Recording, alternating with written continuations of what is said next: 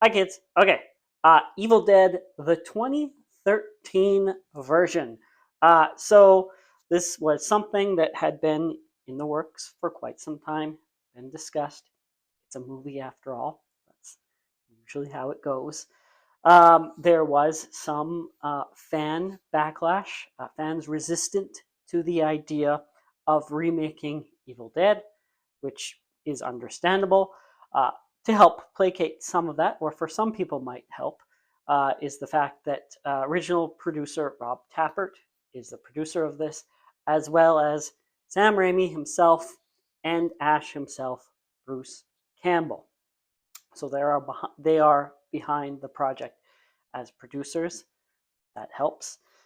In fact, Bruce Campbell makes a post-credits scene appearance, so also helps put the stamp on it. Having Ash on the film, that's pretty groovy.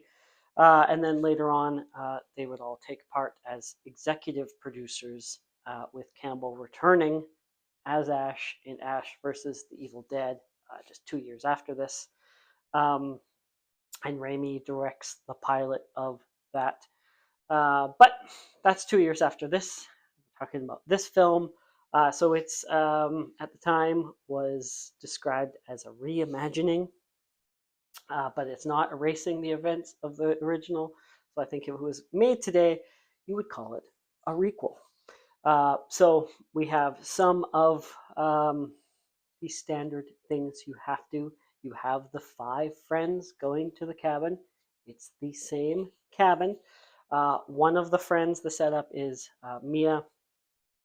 She is going there, or she's recovering from a heroin addiction, which is an interesting wrinkle to the film, but it helps in some aspects explaining her odd behavior, or maybe why nobody believes her, things like that. Um, we have a opening featuring a girl being burned alive by her father, but she is a deadite. So we have some new rules introduced in this one of how to defeat a deadite. It's not just dismemberment anymore. Um, so there are very many returning themes, callbacks, things from Evil Dead and Evil Dead 2, Dead by Dawn.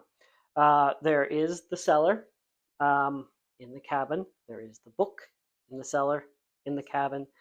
There it is, the spirit cam in the woods that is awoken when the book is read. Um, at one point, Mia tries to leave. Guess what? Spirits won't let her. And she is harassed by the trees. Nothing like in the original Evil Dead, but still, it's some harassment.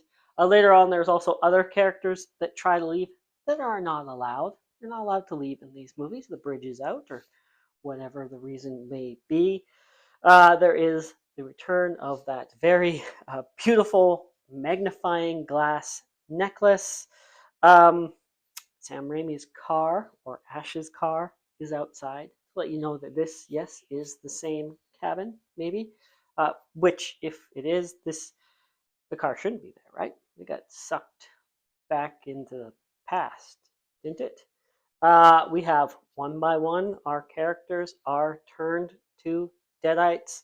One of the Deadite characters is, of course, locked in the cellar two times in this film. Once it's more of an arm, the other time it's a hand, but a character is willfully removing that appendage from their body.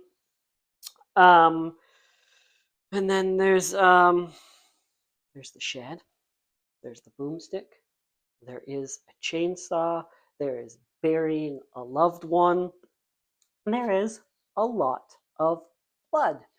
Uh, More realistic this time. Still a lot of blood. It's not green. And then you have your final survivor, just as sunrise comes, dawn. They are not dead by dawn.